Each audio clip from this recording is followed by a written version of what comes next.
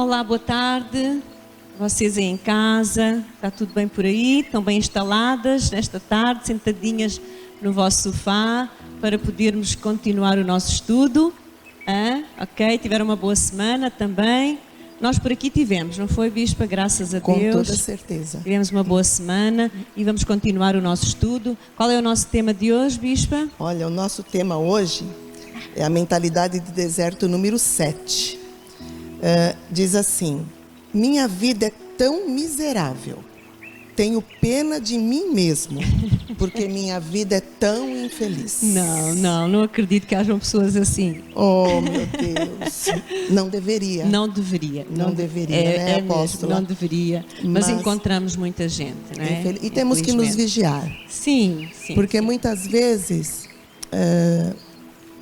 nós vamos. O que tem nos ensinado é que muitas vezes nós nem nos apercebemos que temos esse tipo de comportamento. É verdade. Esse tipo de mentalidade. Então, o que eu creio que o Espírito Santo está fazendo em nós e através de nós, em você que tem seguido todas as quartas-feiras, né, esse nosso encontro que tem sido tão precioso. Não é? Verdade. Tem sido uma bênção. A gente começa a experimentar o cuidado de Deus, como Ele nos ama, como Ele quer o melhor para nós. E muitas vezes esse tipo de mentalidade está tão arraigada que nós não nos apercebemos. Por isso que ela trata como mentalidade de deserto. Isso. É uma mentalidade que vai contra aquilo que a palavra de Deus nos fala ensina. De nós.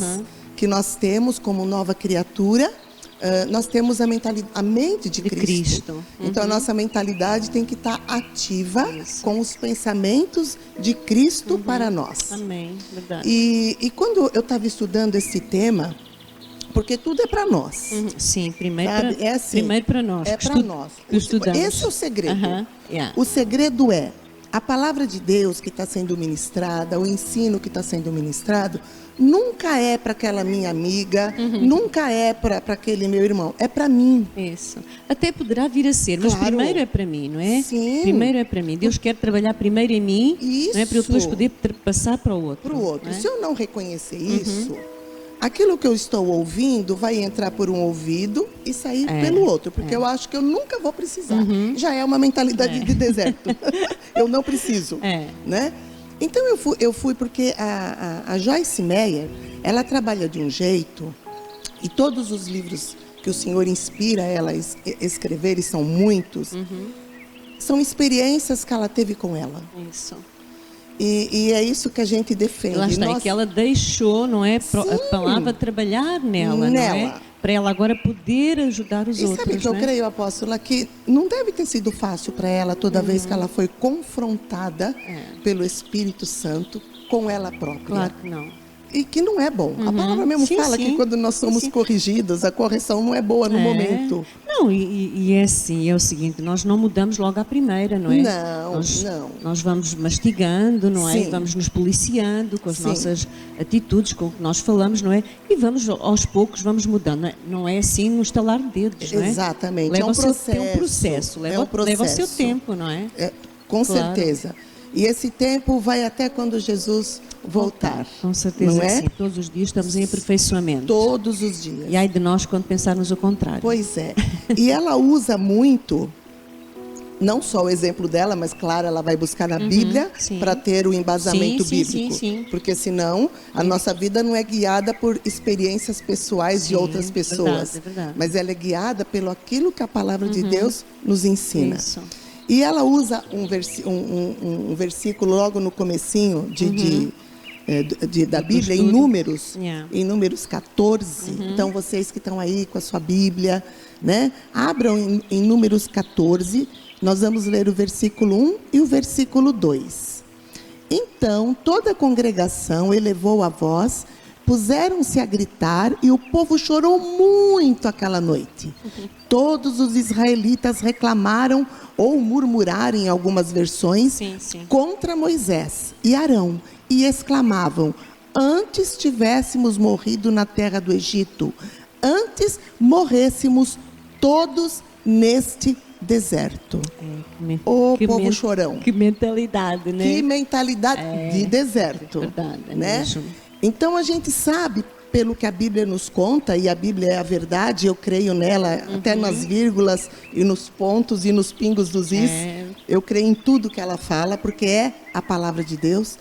Que esse povo, eles tinham saído de uma vida de escravidão, tinham sido libertos de uma vida de escravidão, estavam no deserto, mas o deserto, como a gente já vem aprendendo, e ela mesma trabalhou tanto e continua trabalhando, não é um lugar de morte, né, apóstola? É verdade, é de passagem. É passagem. É passagem. E de crescimento. Sim, sim. Né? Porque se eu creio no que a palavra de Deus diz, e ela diz que a vontade de Deus para mim é boa, agradável e perfeita. Então, mesmo eu estando no deserto com Ele, não é para eu morrer, mas é para eu crescer. Eu saí do lado de lá vitoriosa, não é? Verdade. Então, esse povo, o povo de Israel, os israelitas, nós lemos aqui no Êxodo, em Números, em todos os livros aqui do começo da Bíblia, eles murmurando, né? E eles choravam, como se eles fossem...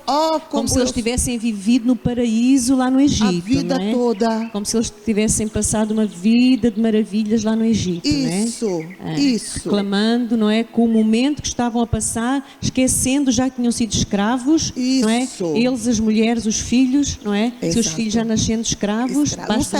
Não sabiam o que era a liberdade. Isso, debaixo de uma escravidão, não é?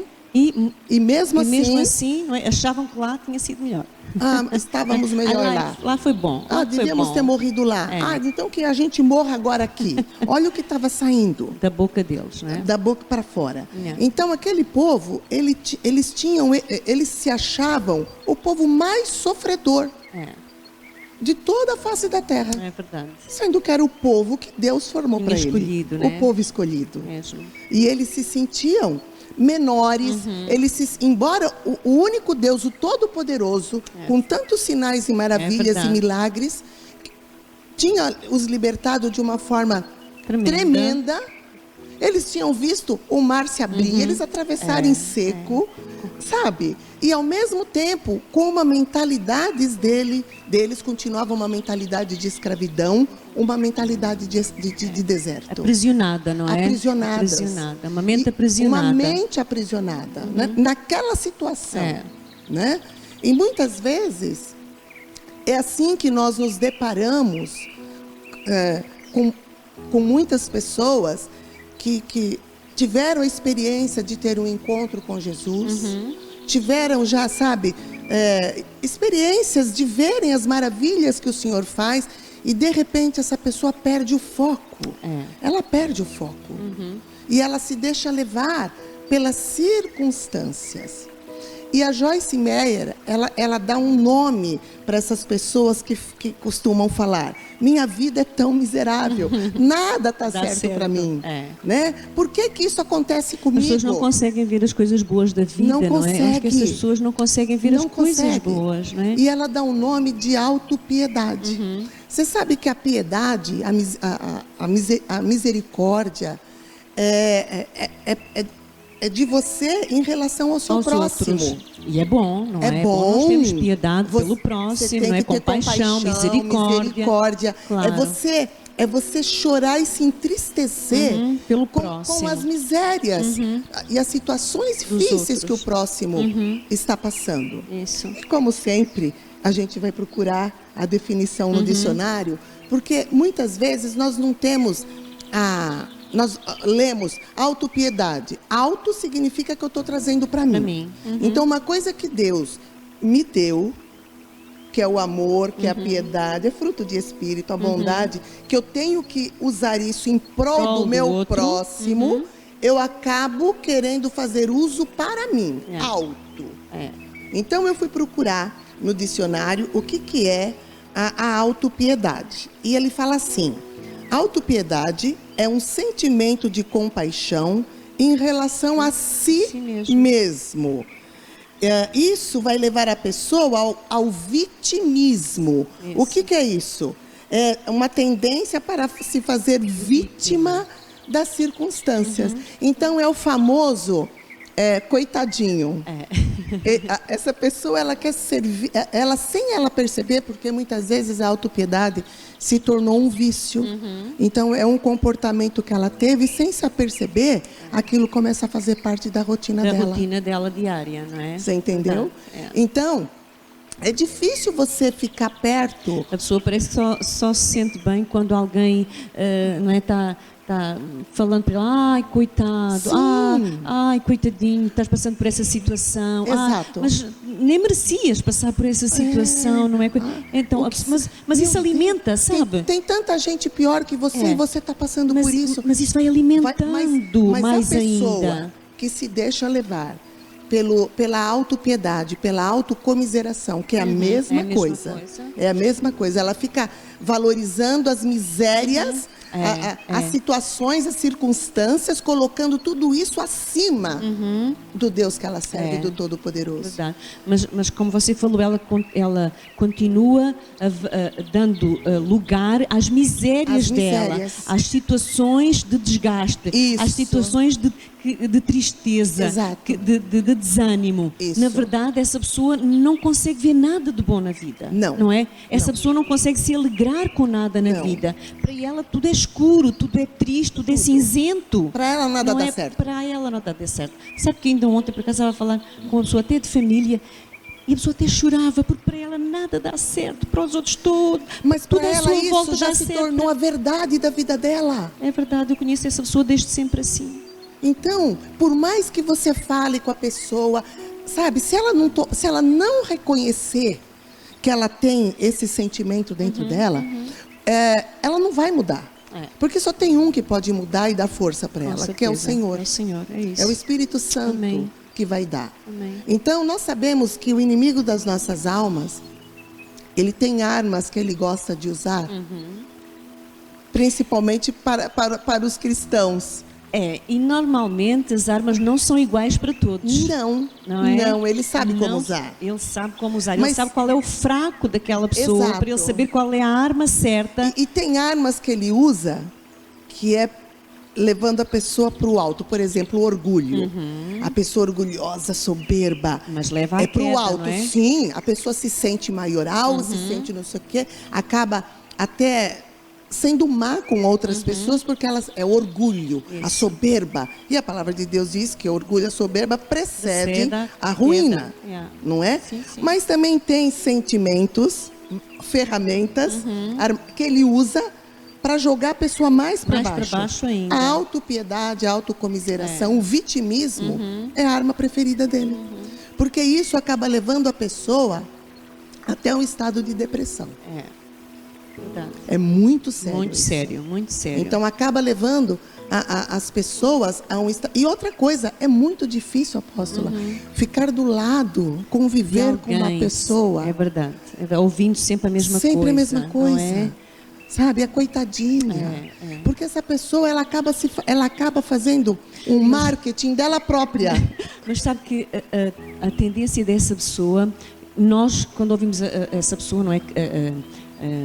Pronto, com todas essas lamúrias, não é? Sim. São lamúrias, não é? Lamúrias, queixumes. Nós tendemos a levantar a pessoa, não é? A animar, a trazer uma palavra de ânimo, não é? Claro. Uma palavra do Senhor para animar essa pessoa, não é? E normalmente essa pessoa ainda parece que, não. Mas para mim não dá certo. Para mim não dá. Para mim já não há solução. Para esta situação não há solução. Parece que a pessoa, lá está, é um vício. Já está tão entranhado na pessoa que a própria pessoa não quer mudar. É um vício. Não sei se você lembra, teve um dos nossos estudos que falava assim, mas para mim tudo é difícil. Tudo é difícil. Você vê, é outra mentalidade. Então, quando a gente vê mentalidade de desertos que está sendo trabalhada uma por uma, não quer dizer que é só uma. Você pode ter tudo isso se você não prestar atenção. É verdade. Tudo isso pode invadir a sua mente. Né? E nós sabemos que aqui é o campo da batalha. Que maneira. Nós já estamos nisso há meses.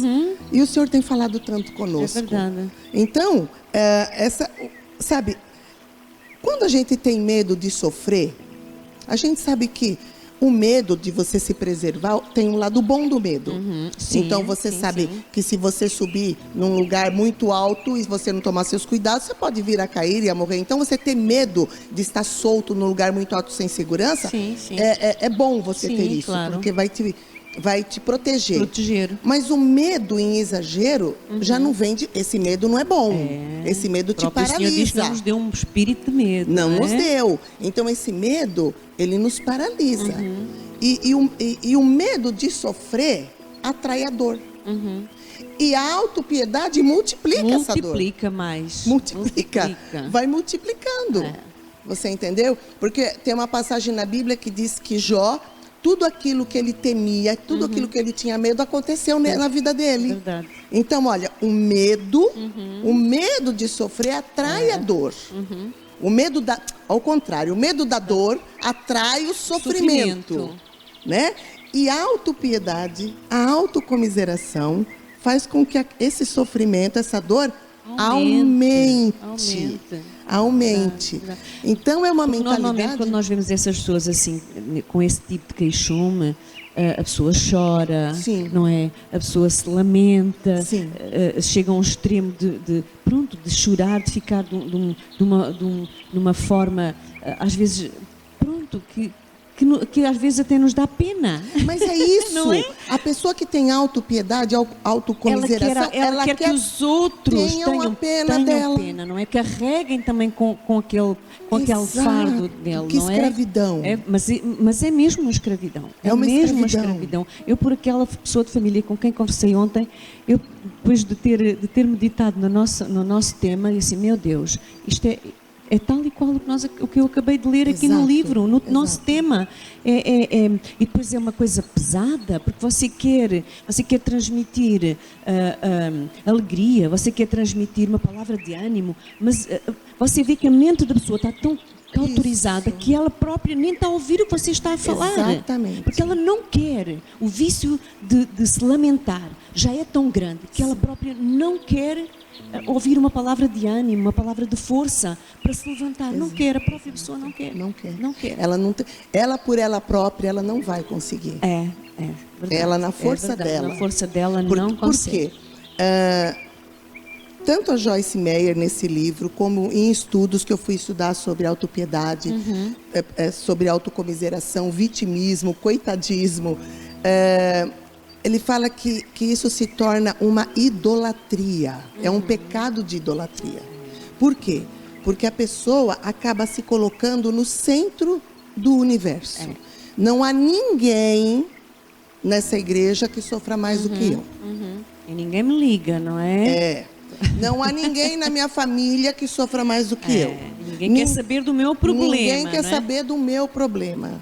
Então ela se coloca, ela se torna uma pessoa egocêntrica, onde ela é o centro e egoísta. Porque ela menospreza o sofrimento das pessoas. Quando a palavra de Deus fala que nós temos, que dar suporte uns aos outros. Não é? Então, se o fardo da minha irmã está muito pesado, eu vou chorar com ela, mas vou estar ali com o ombro para ajudá-lo, com uma palavra de ânimo. Mas uma pessoa que vive nessa... A própria palavra diz, quando eu estou fraco, aí eu sou forte, não é? Eu tenho que ser forte nesse momento. Diga ao fraco, eu sou forte. Porque é na minha fraqueza que o Senhor me aperfeiçoa. Verdade. Então não é na minha força. Também quando eu permito, não é? Sim. Quando eu abro, não é espaço para que Deus possa trabalhar. Exato. Não é? Porque se eu não abro espaço, se eu não abro o meu coração, se eu quero continuar, porque a gente sabe que um vício não é fácil de nos libertarmos dele, não é? Nós vemos o que nós mais conseguimos ver, não é? Dentro da sociedade. Portanto, o vício de álcool, o vício de droga, não é? Sim. Nós vemos como as pessoas sofrem, não é? Para se ver livre desse vício, não é? Então, nós não estamos aqui a dizer que é uma coisa fácil, não é? Já se tornou vício, não é? Na nossa vida, nós sermos a toda a hora, a todo instante, nos acharmos vítima disto e vítima daquilo, não é? De perseguição, porque muitas vezes acaba as pessoas a se sentirem perseguidas, não é? Porque parece que só a mim é que me acontece, não é? Isso é uma perseguição. É a vítima, não é? ela é sempre a vítima. É sempre a vítima. Então, nós sabemos que não é fácil, não é? Mas há solução. Sim. Há solução. Com certeza. Em Deus há solução, não é? É isto que nós estamos aqui a querer transmitir para você em casa, que nos ouve, não é? Na tua força tu não consegues, então pede a Deus, não é? Porque a pessoa que é assim, que com essa autopiedade, esse vitimismo todo, ela não se conforma que as pessoas à sua volta estejam bem. E muitas vezes... Bispa, mas muitas vezes se nós olharmos à nossa volta, nós encontramos pessoas piores que a situação que nós estamos a atravessar, não é? Eu é que não consigo enxergar. Exato. Porque aquilo já se tornou vício. E porque ela se colocou no centro. O meu problema é maior. Só eu sei o que eu passo. Verdade, eu não sei o que eu fiz para merecer isso. Não é? É mesmo. Onde que dá Deus que permite que isso aconteça na minha vida? Ai, mas eu sirvo. E você sabe que nós temos um exemplo bíblico? Você sabe que Elias, o profeta Elias, poxa, o profeta Elias, ele lá em 1 Reis, ele fala que 450 profetas de Baal, numa oração de Elias, foram derrotados, foram mortos, eliminados. E logo depois, a Jezabel, então começa a falar que vai matá-lo. E o que o Elias faz? Ele vai para a caverna. E esse sentimento de autocomiseração, medo tomou conta dele. Ao ponto dele realmente perder o foco. Né? Então, o que ele fala? Quando Deus fala, escuta, o que você está fazendo aí na caverna? O que ele fala? Olha, estou sozinho. Eu sou tão zeloso para a tua obra. Eu fiz tudo o que o Senhor mandou e agora olha a minha situação. Sou um coitadinho. Eu sou um coitadinho. Não tem ninguém que sofra como eu. E Deus fala assim para ele, não é só você não, eu tenho mais 7.000 igual você. Então ali ele perdeu o foco, porque a autopiedade, a autocomiseração, o vitimismo, né? É bonita essa palavra vitimismo, né? É bonita a palavra, mas é feio o que ela faz. O viver isso é escravidão. Então essa pessoa, ela não consegue ter um coração grato por nada. Isso, verdade. Porque a gratidão a gratidão é o antídoto para a autopiedade, para a autocomiseração. Só que os dois, a gratidão e o vitimismo, a autopiedade não convivem juntos. Então eu vou ter que tomar uma decisão. Eu vou ser grata ou eu vou ser vítima? Eu vou ser grata a Deus pelos seus grandes feitos na minha vida, pelos pequenos detalhes que Ele tem tomado conta, ou eu vou continuar focando na situação e transformando aquele pedregulho, que muitas vezes é um pedregulho, uma pedrinha, e se transforma numa montanha. Agora, a vítima, sabe como ela vai olhar para o problema? De baixo para cima. Então, aquela pedrinha se transforma numa montanha intransponível. A pessoa que é grata a Deus e conhece esse Deus, ela vai olhar para as circunstâncias na ótica de Deus, de cima para baixo. Então, aquela montanha vai se transformar num pedregulho. É o contrário. E é isso que eu tenho que focar. E como você falou, apóstola, tem solução. Com certeza. Tem solução. E o primeiro passo, são alguns passos. A pessoa precisa, primeira coisa, ela tem que reconhecer quem é o Senhor da vida dela. Quem é? Quem é que está ocupando o trono, o centro da sua vida? Jesus ou você? Porque se nós vimos aqui que elas são egocêntricas, é porque quem está no comando da vida dela é a própria alma dela. Eu não estou falando que ela não tem Jesus. Só que ele não está entronizado no centro. Ele não é o centro. Ele não é o centro. Ele está ali. Mas é ela que continua. Porque ela continua falando, eu. Sou uma coitada, não presto para nada. Porque essa autopiedade, ele vai levando você para um negativismo. nada dá certo. É tudo o contrário do que a palavra de Deus diz para mim. Até negando a obra da cruz, não é? Sim. Porque quando eu acho que eu... se ele não tem poder para fazer... Deus não tem poder, não é? Para fazer... transformar aquela montanha numa pedrinha, não é? Exatamente. Eu estou menosprezando o que Deus fez, não é? O Todo-Poderoso. E o poder que Deus tem. Estou limitando o poder de Deus, de transformação. Amém. Então, a primeira coisa, ela vai ter que reconhecer que Jesus é o seu Senhor. Amém. Pronto. A segunda coisa é reconhecer de novo, mas reconhecer essa mentalidade. Olha, nossa, agora eu estou... Nossa, muitas vezes eu ajo dessa forma. Sabe que normalmente um alcoólatra, ele só se deixa tratar quando ele admite que ele é alcoólatra. Porque até lá, então... Ele é intratável. Ele não consegue reconhecer. Exatamente. Não, eu só bebo um pouquinho. Não, eu bebo aquilo que eu quiser. Eu bebo e sei os meus limites. Isso. Eu sei até onde posso ir. Exato. Eu não bebo em demasia. Eu não sou bêbado. Isso. Mas quando a pessoa reconhece realmente... a dependência, começa a cura. Verdade. Começa a cura. E é um dia após de cada vez. Um dia de cada vez. Né? Porque aquilo que se torna um vício tem que estar vigiando todos os dias. Verdade. Para não cair em novamente. Tentação, né? Para não cair outra vez, é verdade. Uma vez eu li um livro que falava assim, que o psicólogo mais antigo do universo é o diabo. Que ele conhece a nossa alma como ninguém. E ele sabe exatamente das nossas fraquezas. E é ali, nas nossas fraquezas, que ele vai atuar. Ele não vai atuar e não vai tentar jogar os dardos inflamados dele numa área em que eu nunca tive um problema. Em que eu nunca fui viciada. Ele vai atuar naquela área que ele sabe que ele começa a me derrubar. Não é? Então nós temos que vigiar. São hábitos, vícios, hábitos, que se tornaram hábitos, e quando é hábito você não se apercebe que está agindo dessa maneira. É verdade.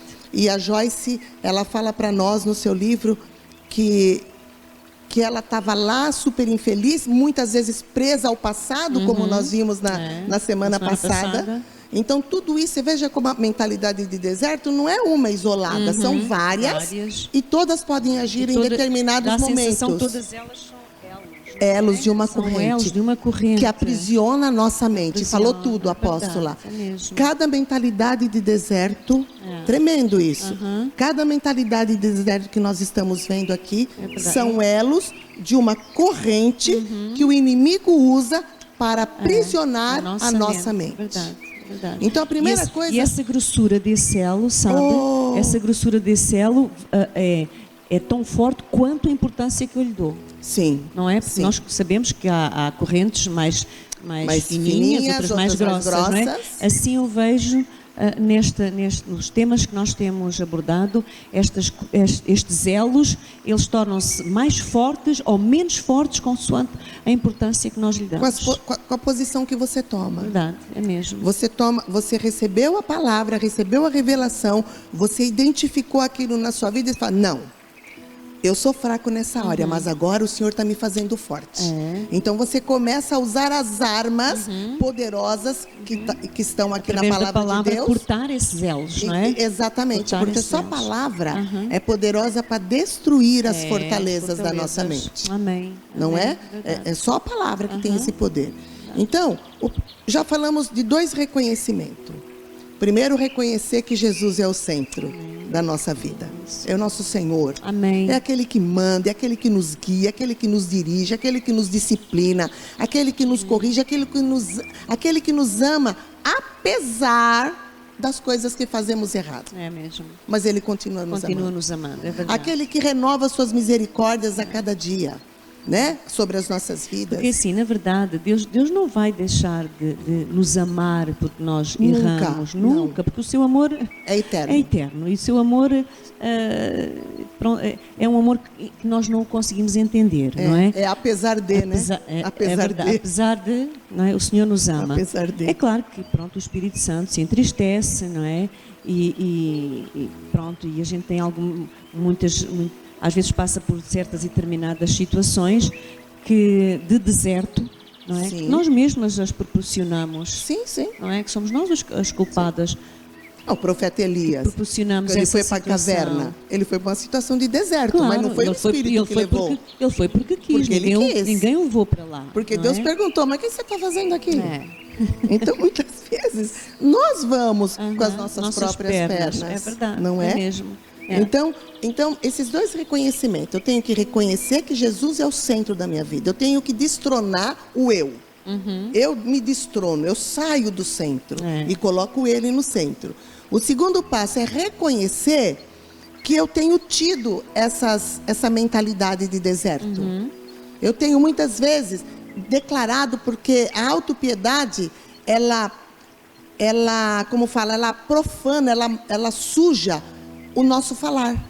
Então você vai acabar murmurando como o povo fez. E ele murmurava, ai, devíamos ter morrido lá, ai, devíamos morrer aqui. E eles acabaram morrendo. Acabaram por não reconhecer o que Deus estava fazendo por eles, não é? Por quê? Porque dando valor ao que Deus fez, isso, tirando do Egito, não é? Exato. Deus ouviu o clamor Dando deles e tirou-os de lá, não dando é? a liberdade para eles. E, no entanto, eles não valorizaram isso, não é? Porque a autopiedade e o vitimismo não convive junto com ações de graças, com gratidão. Eu vou ter que tomar uma decisão. Isso aqui vai ter que sair da minha vida. Vitimismo, autopiedade, autocomiseração, coitadismo, isso não pertence a mim. Eu sou filha de Deus. Amém, do Deus Eu sou Altíssimo. herdeira de Deus, co-herdeira em Cristo Jesus. A palavra de Deus me confere que eu já sou mais que vencedora. Amém, uma nova criatura. Eu sou uma nova criatura, que tudo se fez novo. E a Joyce fala que ela se incomodava porque ela estava lá se sentindo infeliz e o marido estava assistindo o jogo, a bola, o futebol. É verdade. E ela lá se lamentando, se lamuriando, ele não estava dando nem ouvidos a ela. E aí um dia ela falou, eu sou infeliz. Ele falou, que bom, né? Porque ele não ouviu o que ela estava querendo, porque o que ela queria, que ele também se sentisse mal pela infelicidade dela. É verdade. Então ela conta. Como é difícil nós nos sentirmos felizes com aquele que está feliz, não é? Agora, a pessoa infeliz quer que o outro seja infeliz com ela. Contrário. Sim, tem que ser ao aquele contrário. que está desanimado, eu vou animá-lo. É verdade, é mesmo. Sabe, isso não quer dizer que nós não passemos por situações difíceis. Tem momentos na nossa vida que só Deus sabe como está o seu coração. Mas nós temos aprendido que maior é aquele que está em nós do que toda circunstância que está nos rodeando. Então se só Deus sabe, por que é que eu não vou logo a Deus? Eu vou logo a Ele. Não é? Porque é que eu ando a rodear o problema? Porque é que eu ando a colocar todos os dias já é uma pedra. Sim. Não é? Eu vou lá e coloco outra pedra. No outro dia vou lá, coloco outra pedra. No outro dia vou coloco outra. Torna-se uma montanha. Eu vou obstruindo o caminho que a o Senhor... passagem. Isso. O Senhor abriu um caminho para mim. Eu vou tapando essa passagem, não é? Com as minhas palavras, então, agora com aquilo que eu digo. Eu reconheci, tem uma ação que eu tenho. Eu tenho que agir na direção, eu tenho que querer isso. Eu tenho que querer, desejar não ser mais assim. Verdade. Reconhecer que Jesus nunca falou... Na verdade, eu tenho que pensar naquilo que estou a pensar, não é? Sim, outro tema que nós temas passamos. que nós também falamos, não sabe? é? Então, ele nunca me prometeu que quando ele fosse o meu Senhor, que a minha vida seria um mar de rosas. Não, ele não falou isso.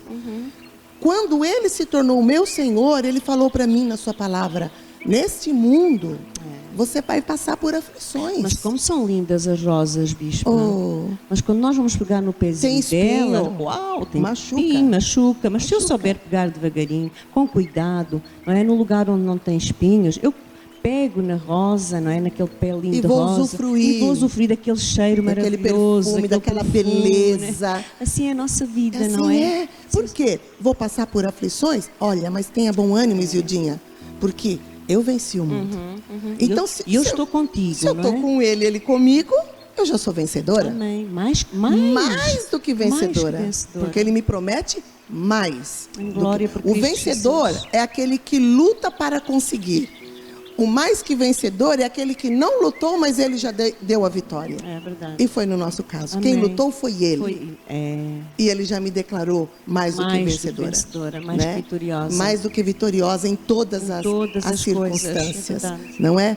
E aí uma parte que ela fala muito, assim, a pessoa que tem essa autopiedade e que as pessoas à volta não estão valorizando a dor dela, o sofrimento dela, né? O derrotismo dela. Ela acaba indo para um quarto, um banheiro onde tem um espelho e chora. Porque quando ela levanta, ela se vê no espelho, vê como ela está lamentável e ela chora mais ainda. E aí, sabe o que acontece? O inimigo está batendo palma. Com certeza. Você entendeu? Com certeza. Porque uma coisa, minhas queridas, que eu sempre falo é que Deus, Ele conhece até as intenções do nosso coração. Até o pensamento que ainda não subiu à minha mente, Ele já sabe. Mas o diabo não. Ele não é onisciente, então ele não consegue saber. Mas ele sabe quando eu ponho para fora através das palavras e quando eu permito que o meu semblante caia. Verdade. Então, quando eu estou lá chorando no banheiro e ele chora, porque eu sou tão miserável, a minha vida é tão miserável, eu sou tão infeliz. Essa pessoa não consegue valorizar. Ninguém me entende, ninguém me ama, ninguém me quer.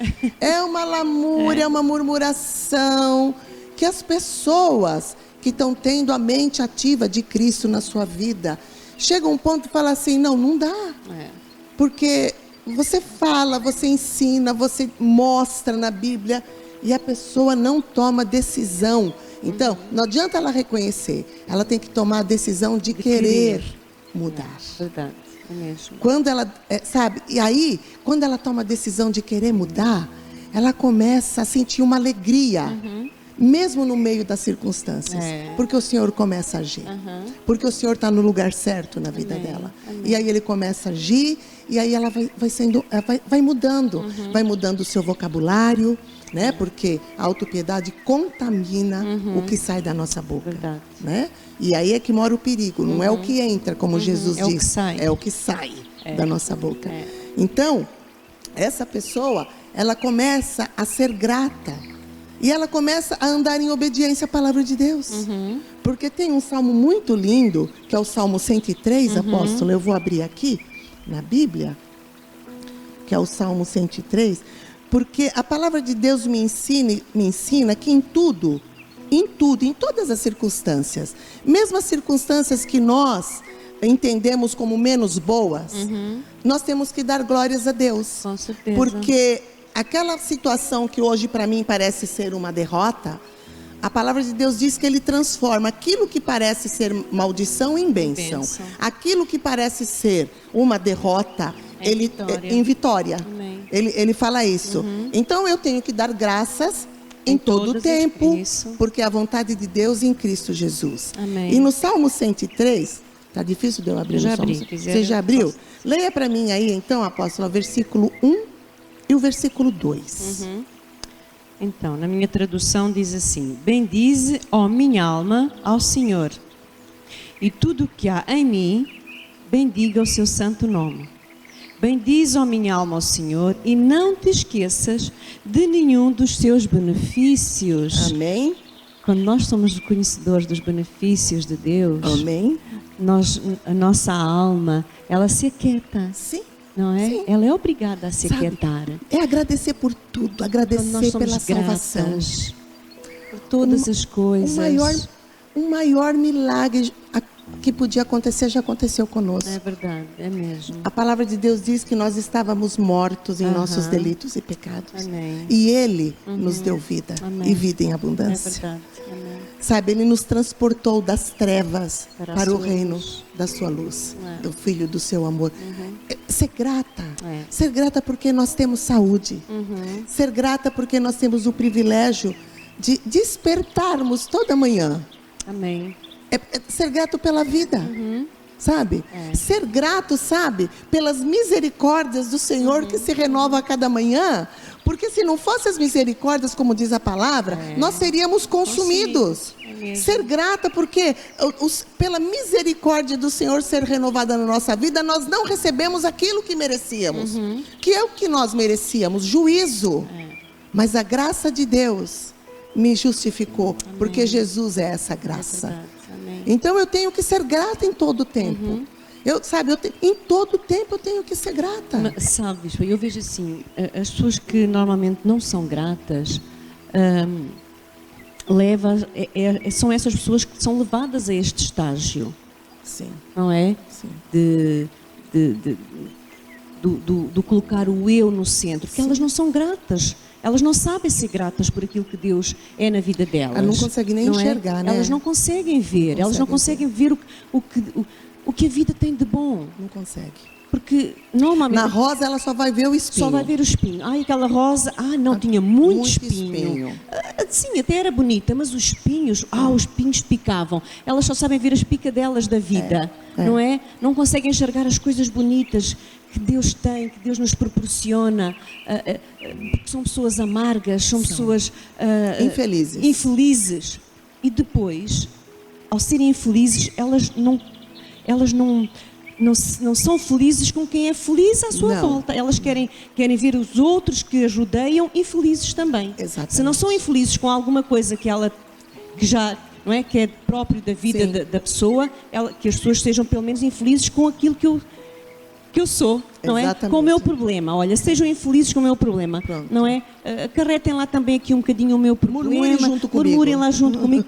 É o que essas pessoas procuram, Bispo. Exatamente. Essas pessoas procuram quem murmure junto com elas. Que é uma confirmação daquilo que elas estão vivendo e falando. Estão confirmando aquilo que a pessoa é realmente. Sim. Não, realmente tu és isso mesmo. Tu estás a dizer. Eu tenho tanta pena de ti. Pronto. Não é? Pronto. Aí parece que a pessoa que já... Bom, agora eu ouvi o que eu queria. Não é? Alimentando isso. Alimentando a situação. Exatamente. Cada vez mais, não é? Exatamente. Cada vez mais. Eu peguei uma frase do Abraham Lincoln, que foi presidente dos Estados Unidos. Ser feliz não é ter uma vida perfeita, mas é deixar de ser vítima dos problemas e se tornar o autor da própria história. Realmente, quando você deixa de ser vítima dos problemas, você acaba sendo o autor da sua história, principalmente nós que temos Jesus como nosso Senhor, o Espírito Santo como nosso guia. Porque nós semeamos para o nosso dia de amanhã. Eu vou semear sementes boas e eu vou colher coisas boas amanhã. Se eu semear negativismo, se eu semear miséria, se eu semear infelicidade, é o que eu vou colher amanhã também. Eu não posso, eu não consigo. Não é? Eu não tenho, porque normalmente as pessoas gostam de dizer, eu não tenho. Eu posso não ter hoje, não é? Mas o meu Deus, segundo as suas riquezas, proporcionará todas as coisas. Ele já supriu. Já. É? Mas as pessoas a mesa, todos os dias ele prepara uma mesa, Salmo 23. Todos os dias ele prepara uma mesa farta. Perante quem? O inimigo. É, verdade. Tudo que eu necessito está à minha disposição naquela mesa. Vai depender de mim. Mas eu tenho que agir na direção dele. Vai depender de mim. É quando nós estamos a comer uma refeição, é igual, não é? A comida, nós temos os pratos, a comida está distribuída pela mesa, não é? Eu só vou comer aquilo que eu for lá buscar. Exato, é um self-service. Acaba por ser um self-service também. Self-service. Mas eu só vou comer realmente aquilo que eu lá for buscar. Que eu me disponho a ir buscar. Não é? Com Deus é a mesma coisa. Exatamente. Sou eu que não tenho. Deus já fez tudo. Exatamente. Através do seu filho. No self-service você vai ter N pratos. Nem tudo nós gostamos, você pega.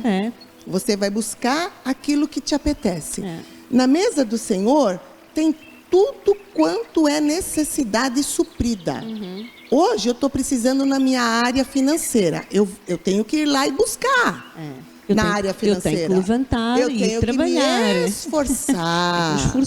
Tenho que não é ficar deitado em berço esplêndido esperando que vai cair do céu. Da bananeira. Não é assim. Não é assim. De forma nenhuma, verdade. Eu peguei duas coisas que mexeram muito comigo. Foi essa frase e uma de Megan Hake, que ela fala assim: existem poucas emoções tão calorosas, confortantes e envolventes como a autopiedade. No entanto, nada é mais corrosivo e destrutivo do que tal sentimento. Só há uma saída: fuja o mais rápido possível de tal emoção e siga em frente. É mesmo. Então, a pessoa que está viciada nisso, esse sentimento de... É corrosivo, vai corroendo por dentro. A alma dela vai se sentir abraçada com esse sentimento. A pessoa vai ficando fechada, carrancuda, amargurada. Com semblante amargurado. Isso. Não é? Então, para a alma que está ferida, para a alma que não está sendo trabalhada, é confortante. Mas não há nada pior, gente, corrosivo e destrutivo. O que é o corrosivo? Eu penso na ferrugem. Sim. Ela vai corroendo e a forma continua ali. Mas quando você dá um toque, cai tudo. Olha o poder que a autocomiseração, a autopiedade, sabe, o vitimismo, o coitadismo faz na pessoa. É verdade. Faz no ser humano, né? Ela vai corroendo de uma tal forma que a pessoa tem até a forma de... Interessante. Nossa, e ela vai corroendo por dentro. Por dentro. Não é por fora. Não é, está tudo bonitinho. Mas por dentro ela já está destruída. Está lá. A forma, até tem uma forma. É verdade. Mas só um toque mais forte acaba com tudo. E normalmente isso leva à depressão, não é? As pessoas ficam deprimidas, não é? Leva muitas vezes à morte. Não é? Com certeza. Leva muitas vezes à morte, porque a pessoa... Sim, porque a depressão pode chegar ao ponto de um suicídio. Sim. Né? Porque normalmente a pessoa que chega a um suicídio, ela não tomou a decisão do suicídio na hora. Não é? Não. Ele já vem, não é? De trás, corroendo. Vem de trás, corroendo, não é? E a pessoa não toma uma posição de mudança, de mudar, não é? Exato. E chega ao limite. Não é? É o trabalho dele, matar, roubar e destruir. É o trabalho do inimigo, não é? Assim a palavra diz em João 10:10, não é? Que o diabo veio para matar, roubar e destruir, não é? Mas Jesus veio para que tenhamos vida e vida com abundância. Amém. Glória a Deus. Amém. Glória a Deus. E já passou o nosso tempo, não é, Bispa? Passa a correr. Passa muito rápido. Ficávamos aqui o resto da tarde. Com toda certeza. Fica o gostinho para a próxima semana, Sim, não é? Vamos continuar na próxima semana. Um beijinho muito grande para vocês em casa, amadas. E para a semana estamos de volta, tá bom? Isso. Um beijo. E lembre-se, para esse sentimento só há uma saída. Fuja o mais rápido possível de tal emoção e siga em frente. Amém, queridas? Deus abençoe. Um beijinho muito grande para vocês. Até para a semana. Deus abençoe. Amém. Até para a semana, Bispa. Até, querida. Deus abençoe. Deus abençoe.